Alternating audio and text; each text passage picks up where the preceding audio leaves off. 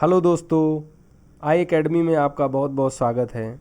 आई academy में आज हम विभिन्न प्रतियोगी परीक्षाओं में अनुपात समानुपात से पूछे जाने वाले सवालों को आसानी से हल करना सीखेंगे। तो चलिए शुरू करते हैं। Question number 31। इससे पहले 2 क्लास में 30 तक क्वेश्चन करा चुका हूँ, इसलिए 31 से शुरू करते हैं। क्वेश्चन नंबर 31 कह रहा है लोहा जिंक से 25 गुना भारी है तथा चांदी जिंक से 10 गुना भारी है। लोहा तथा चांदी को किस अनुपात में मिलाया जाए कि प्राप्त मिश्रण जिंक से 20 गुना भारी हो जाए। सवाल में ये कह रहा है कि लोहा प्लस जो जिंक का मिश्रण है और चांदी प्लस जो जिंक का मिश्रण है उसको किस अनुपात में मिलाया जाए इनको कि प्राप्त मिश्रण में जो जिंक है वो जिंक से 20 गुना भारी हो। मतलब कि लोहा और चांदी को कंबाइंड अगर जोड़ें तो जिंक से 20 गुना भारी हो, ऐसा मिश्रण उसको तैयार करना है। तो यहाँ देखेंगे आपका हर जगह जिंक से तुलना हो रही है, तो इसको हम एलिगेशन मेथड से भी आसानी से लगा सकते हैं। उसमें जैसे लोहा और जिंक के साथ जिंक से लोहा कितने गुना 25 गुना भारी है। यहाँ चांदी जिंक से कितने गुना भारी 10 गुना। दोनों जिंक से कितना गुना भारी है 20 गुना भारी हैं। अब जब आप इसमें एलिगेशन मेथड लगाएंगे तो इधर क्या हो जाएगा 20 - 10 हो जाएगा। इधर से जब आते हैं तो इन दोनों का डिफरेंस होता है, इधर से आते हैं तो इन दोनों का डिफरेंस होता है, और यहाँ पर दोनों में अनुपात का रिलेशन होता है। तो यहाँ क्या करेंगे 25 - 20 कर देंगे। आपको यहाँ मिलेगा 10:5। तो ये कितना आ जाएगा 2:1। ये इसका आंसर हो जाएगा। अब आपका आंसर सही है कि नहीं ये हम ट्रेडिशनल मेथड से इसको आसानी से चेक कर सकते हैं। तो चलिए देखते हैं कैसे लगाना है। इसमें देखते हैं, यहाँ लिखा है लोहा और यहाँ जिंक है। दोबारा में दे रखा है चांदी और जिंक। कह रहा है कि जब जिंक x है तो लोहा 25x है, 25 गुना है ना पहले में। दूसरी कंडीशन में दे रखा है कि जब जिंक y है तो चांदी 10y है, उसका 10 गुना है। ठीक। अब तीसरी कंडीशन में क्या दे रखा है कि 25x + 10y, लोहा और चांदी को एक साथ जोड़ देना है और जिंक को एक तरफ, क्योंकि जिंक से उनकी तुलना हो रही है। सवाल कह रहा है कि जब हम इन दोनों मिश्रणों को मिलाते हैं तो इनको किस अनुपात में मिलाना है ये मुझे बताना है। तो कह रहा है जब इनको हम मिलाते हैं तो जो जिंक है उससे लोहा और चांदी 20 गुना भारी होते हैं। तो हम यहाँ क्या करेंगे 20 से गुणा कर देंगे। तो कितना आ जाएगा 25x + 10y बराबर 20x + 20y। अब आप जब इससे 20 को इधर लाएंगे तो 25 से 20 गया तो कितना आ जाएगा 5x, और ये इधर 20y में 10y गया तो कितना आ जाएगा 10y। तो x/y यहाँ कितना आ जाएगा आपका 10/5 या 2/1। ठीक। यहाँ से आपको x और y की वैल्यू मिल गई। अब आपको यहाँ पर वैल्यू पुट करनी है। ठीक। तो यहाँ पे क्या होगा लोहा और जिंक, यहाँ पर हो जाएगा चांदी और जिंक। तो आप देखेंगे लोहा जिंक में जब x का मान 2 रखेंगे तो लोहा तुम्हारा 50 हो जाएगा और जिंक 2 हो जाएगी। यहाँ जब y का मान 1 रखेंगे तो चांदी 10 kg हो जाएगी और ये 1 kg हो जाएगा। दोनों में जिंक की मात्रा को एक साथ जोड़ दिए, इन दोनों को एक साथ जोड़ दिए, तो ये कितना हो गया 60 हो गया। ये कितना हो गया 2 1 3 हो गया।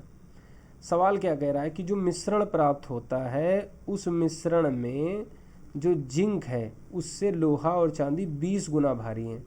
तो देखिए बिल्कुल 20 गुना भारी है, क्योंकि इसमें 20 का गुणा करना पड़ेगा तभी 60 होगा। इसका मतलब आपने जो रेशियो निकाला है वो 100% सही है। तो इस तरह से इसका आंसर क्या हो जाएगा बी। अगला क्वेश्चन देखते हैं। इसमें कह रहा है कि 15 आम का मूल 25 संतरों के दाम के बराबर है, 5 संतरों का दाम 2 अनार के दाम के बराबर है, 5 अनार का दाम 3 सेब के बराबर है और 8 सेब का दाम 120 रुपये हो तो एक आम का दाम बताइए। ऐसे सवालों में कहीं ना कहीं पे किसी एक की वैल्यू जरूर दे रखी होगी। फिर जिस तरफ आगे की वैल्यू या पीछे की वैल्यू, जिस तरफ की वैल्यू पूछे हमें उसी तरह से सवाल को स्टेप बाय स्टेप लगाते चले जाना है और बहुत ही आसानी से उत्तर प्राप्त कर सकते हैं। तो चलते हैं सवाल को देखते हैं। पहला क्या दे रखा है कि 8 सेब का दाम कितना दे रखा है 120। यहाँ से आपको एक सेब का दाम पता चल गया, कितना हो गया 15 × 120 तो 15 रुपये हो गया। ठीक, यहाँ से आपने एक स्टेप कंप्लीट कर लिया। दूसरे स्टेप में कह रहा है कि 5 अनार का दाम 3 सेब के बराबर है। तो यहाँ क्या लिख लेंगे आप, 5 अनार बराबर कितना हुआ 3 सेब, एक सेब का दाम 15 रुपये, तो टोटल कितना हो गया 45। कितना 5 अनार।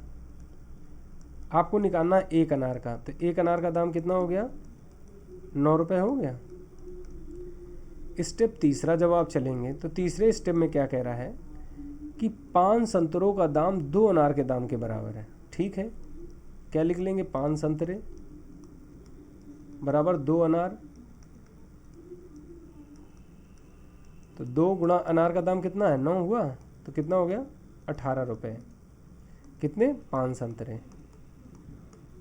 सवाल आगे क्या कह रहा है कि 25 संतरों का दाम 15 आम के बराबर है। 25 संतरे, यहाँ कितने 5 संतरे, अगर हम इसमें 5 से गुणा कर दें तो हमको 25 संतरे मिल जाएंगे। 25 संतरे का दाम कितना होगा 18 पंचे 90 रुपया हुआ। मगर सवाल में हमें ये भी कह रहा है कि 15 आम का दाम जो है वो 25 संतरे के बराबर है। तो 25 संतरे का दाम कितना है 90, तो 15 आम का दाम कितना निकल के आया 90, तो एक आम का दाम कितना आ जाएगा 6 रुपये। कितना आसानी से आप इसको लगा पाए। तो इस तरह से आपको ऐसे सवालों को लगाना है। तो इसका आंसर हो गया सी। अगला सवाल देखते हैं। इसमें कह रहा है एक मिश्र धातु कॉपर और जिंक की मात्रा का अनुपात 4:5 है। कोई मिश्र धातु है, उसमें कॉपर और जिंक की मात्रा का अनुपात 4:5 दे रखा है। दूसरी मिश्र धातु में जिंक और लोहे का अनुपात 3:7 दे रखा है। पहली मिश्र धातु का 3 हिस्सा दूसरे मिश्र धातु के 2 हिस्सों को एक साथ गलाया गया, तो तीसरी मिश्र धातु में कॉपर और जिंक और लोहे की मात्रा क्या होगी। तो ये तो बहुत ही आसान सवाल है। जैसे कि एक मिश्र धातु ये दे रखी है और दूसरी मिश्र धातु ये दे रखी है। ठीक, इसमें कह रहा है कि कॉपर और जिंक है और इसमें कह रहा है कि आयरन और जिंक और लोहा, तो इसमें जिंक और आयरन है। ठीक, कॉपर का 4 है और जिंक इसमें 5 है, इसमें जिंक 3 है और आयरन 7 है। कह रहा है इसका 3 भाग लेना है और इसका 2 भाग लेना है, एक साथ मिला देना है। ठीक, उसके बाद में तीनों जो 3 है इसमें जिंक है कॉपर और आयरन है, इनका अनुपात क्या होगा। तो जब इसका 3 भाग लेंगे आप, तो अभी इस अनुपात में है तो आप 3 से गुणा कर देंगे, तो कितना हो जाएगा 3 चौको 12, रेशियो 3×5 15। यहाँ पर देखेंगे कितना होगा 3 दूना 6 और 7 दूना 14।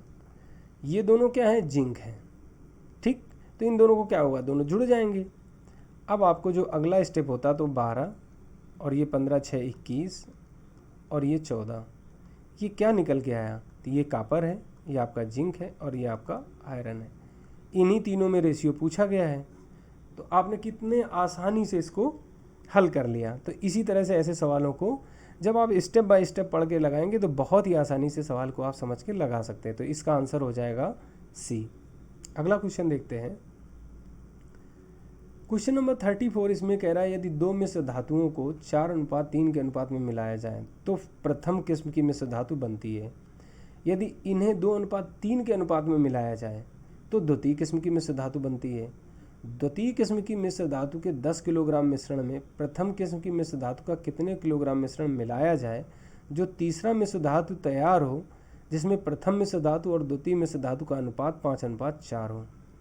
इसको बहुत ध्यान से पढ़ने की ज़रूरत है और आसानी से इसको लगा सकते हैं। जैसे कि क्या दे रखा है कि फर्स्ट टाइप और सेकेंड टाइप की 2 मिश्र धातुएँ बनती हैं। पहली मिश्र धातु जो है, जो 2 मिश्र धातुएं हैं, मान लेते कोई P और Q है, इसमें भी P और Q है, मगर इनके मिलाने के तरीके से ये फर्स्ट क्लास और सेकंड क्लास की बनती है। ठीक, तो इसमें हमने इसका 4 इसका 3 मिलाया और इसमें 2 और इसका 3 मिलाया, तो ये प्रथम क्वालिटी का और द्वितीय क्वालिटी का बन के तैयार हुआ। अभी आप देखेंगे अगर इनको जोड़ेंगे तो इनकी क्वांटिटी कितनी आई 5 आई। सवाल आपको यहाँ से एक चीज़ और हिंट दे रहा है कि द्वितीय किस्म की मिश्र धातु का 10 किलोग्राम लेना है आपको क्या करना होगा, इसमें 2 का गुणा करना होगा, सिंपल सा। तो ये 4 मात्रा हो जाएगी, ये 6 हो जाएगी, बराबर 10। सवाल की कंडीशन को हमने यहाँ पे इसको फुलफिल कर दिया। फिर कह रहा प्रथम किस्म की मिश्र धातु का कितने किलोग्राम मिलाना होगा, इसका कितने किलोग्राम मिलाना होगा ये कह रहा है। अभी मुझे पता नहीं तो हम इसका मान लेते हैं 4x और अनुपात 3x, मतलब इस रेशियो में ये मिलाना होगा, ठीक है। तो जो अगली मिश्र धातु तैयार होगी तो उसमें कह रहा कि प्रथम मिश्र धातु ये और ये, इन दोनों का अनुपात ये दे रखा है, ठीक। आप देखेंगे P की मात्रा कितनी है, तो दोनों में P की मात्रा कितनी है, 4x + 4 हो गई, और Q की मात्रा कितनी है, 3x + 6 हो गई, और इन दोनों का रेशियो कितना हो जाता है, 5/4। क्रॉस मल्टीपल कर देंगे आप, 16x + 16 बराबर 15x + 30 हुआ। यहाँ से आपको x बराबर 14 निकल के आ जाएगा, ये 30 - 16 करेंगे तो आप 14 निकल के आया। यहाँ टोटल क्वांटिटी कितनी थी, 7x, और 7 × x की वैल्यू आपने फाइंड कर ली, तो कितनी होगी, 14, 4 × 7 = 98। आपको यहाँ से इसकी वैल्यू पता चल गई कि 98 kg आपको मिलाना पड़ेगा, तो इसका आंसर डी हो जाएगा। अब अगला सवाल देखते हैं।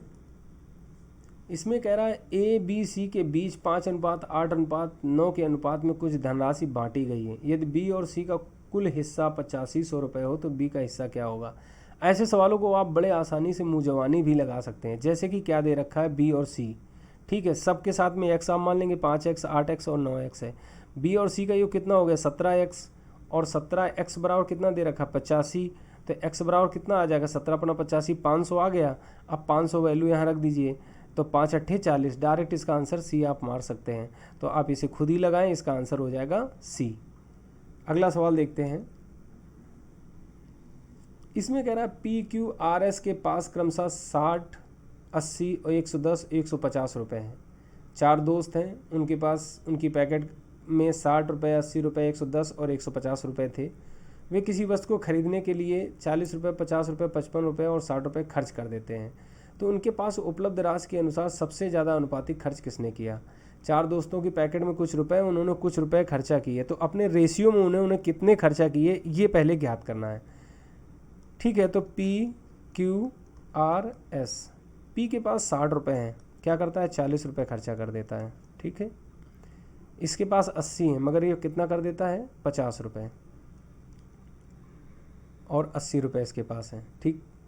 अगले के पास कितना है, ये 55 रुपये खर्चा कर देता है, और इसके पास 110 रुपये थे। अगला 60 रुपये खर्चा कर देता है, उसके पास 150 रुपये थे। आप जब इसको हल करेंगे तो आप देखेंगे कि दशमलव, छचरंग 36, छचरंग 36, 6 6 इस तरह से आता जाएगा। जब इसे आप काटेंगे तो 0, 8 × 48, 8 दूनी 16, 8 पंच 40 आएगा। जब इसे काटेंगे तो 55 दूना होता, 2 पंचे 10, 1/2, तो 0.05 आ जाएगा। जब आप इसे काटेंगे तो 15 चौको 60, 0.4 आ जाएगा। अब आप देखेंगे कि वैल्यू किसकी ज़्यादा है, तो अनुपातिक खर्च किसका ज़्यादा है ये पूछा गया ना, तो इसकी ज़्यादा है, इसलिए आंसर क्या हो जाएगा, ए हो जाएगा। अगला क्वेश्चन देखते हैं। आपको देखने में क्वेश्चन मेंस में इसी तरह के बड़े बड़े लेंदी मिलेंगे, मगर क्वेश्चन जब आप स्टेप बाय स्टेप पढ़ करके समझ कर लगाएंगे तो आपको मुश्किल से 1 मिनट लगेगा, आप उस सवाल को आसानी से हल कर पाएंगे। अभी इस सवाल में देखो क्या कह रहा है, किसी टूर्नामेंट में पी और क्यू दो टीमें हैं जिनके खिलाड़ियों की कुल संख्या 110 है। पहला आपको दे रखा है कि P + Q 2 टीमें और उनकी संख्या 110 है। वे खिलाड़ी केवल बॉलिंग करते हैं, केवल बैटिंग करते हैं, या फिर दोनों करते हैं। कुछ खिलाड़ी हैं जो केवल बैटिंग करते हैं, कुछ हैं जो बॉलिंग करते हैं, कुछ दोनों करते हैं। इस तरह से उसमें खिलाड़ी हैं सारे। कह रहा दोनों टीमों के खिलाड़ियों का अनुपात 5:6 है। आपको एक चीज़ दे रखी है, 5x + 6x बराबर 110, तो x बराबर कितना निकल गया, 10 आ गया। आपको P और Q की वैल्यू पता चल गई, कितना, इसके 50 बंदे हैं, इसके 60 बंदे हैं, ठीक। आपने सवाल को यहाँ तक हल कर लिया। अगला स्टेप कह रहा दोनों टीमों में से केवल बॉलिंग करने वाले खिलाड़ियों की संख्या 40 है। एक और क्लू दे दिया कि सारे जो बॉलर हैं वो कितना है, कुल खिलाड़ियों का 40% है। तो इसका जब आप 40% निकालेंगे तो 44, ये क्या है, टोटल बॉलिंग करने वाले हैं, बॉलिंग करने वाले, ये सिर्फ बॉलिंग करते हैं, ठीक। अब सवाल में आगे क्या कह रहा है, टीम पी में बॉलिंग और बैटिंग करने वाले खिलाड़ी टीम पी में कुल खिलाड़ियों का 30% है। पी में कितने हैं 50, 50 का 30% कितना हो गया, 5 तियाँ 15। 15 प्लेयर जो हैं पी टीम में क्या करते हैं, बॉलिंग और बैटिंग। फिर क्या कह रहा है, तथा इनकी संख्या इसी टीम में बॉलिंग करने वाले खिलाड़ियों के बराबर है। तो 15 इसमें क्या करते हैं, बॉलिंग करते हैं पी टीम में। पी टीम में केवल बॉलिंग करने वाले सिर्फ 15 प्लेयर हैं। तो कह रहा है टूर्नामेंट में क्यू में बॉलिंग करने वाले खिलाड़ियों की संख्या कितनी होगी। कितना आसान हो गया अब आपके लिए। क्या दे रखा है कि टोटल बॉलिंग करने वाले 44 हैं और पी टीम में केवल बॉलिंग करने वाले 15 हैं। तो भाई साहब क्यू टीम में बॉलिंग करने वाले कितने हो जाएंगे। तो ये तो बहुत आसान हो गया, जब 44 - 15 आप करेंगे तो कितना आ जाएगा, 29 बॉलर हो जाएंगे, 29 बॉलर हो जाएंगे। तो इसका आंसर ए हो जाएगा। अगला सवाल देखते हैं। इसमें कह रहा है 126 रुपये प्रति किलोग्राम 135 रुपये प्रति किलोग्राम वाली चीनी को एक तीसरी किस्म की चीनी के साथ 1:1:2 के अनुपात में मिलाया जाता है। यदि मिश्रण को 153 रुपये में बेचा जाए तो तीसरी किस्म की चीनी का मूल्य बताइए। तो इसमें जब किसी मिश्रण को बेचते हैं तो जब तक उसका लाभ या हानि ना दे रखी हो तो इसका मतलब होता है कि हमने जितने में ख़रीदा और उतने में ही उसको हम बेच रहे हैं। तो इस चीज़ को याद रखना है। अगर आपको कंपेयरिंग कराना भी है, अगर लाभ हानि दे रखी तो वो लाभ हानि को पहले हम सेट कर लेते हैं। अगर लाभ दे रखा तो हटा देंगे, हानि दे रखा होगा तो उसमें हमें जोड़ देंगे, उसके बाद ही कंपैरिजन कर सकते हैं। अब इस सवाल में हमको आसानी से क्या दे रखा है कि 126 रुपये केजी की 1 केजी है, 135 रुपये केजी की 1 केजी है और x रुपये की कोई 2 केजी है। इतनी चीनी किसी बंदे को खरीदने को बोली, वो खरीद के लाया। तो 30 20 50 6 5 11 61 261 हुआ। 261 प्लस x रुपये में वो 4 केजी खरीद के लाया। इसी 4 केजी को वो 153 रुपये में बेच देता है। तो 4 तियाँ 12, 4 पंचे 20, 1 21, 4 एकन 4 1 5, 512 रुपये की उसने बेची। तो जितने की खरीदी उतने की ही बेच रहा है। आप यहाँ से x की वैल्यू निकाल लेंगे तो कितनी आ जाएगी, 261 आप इसमें घटा दीजिए तो 1 5 और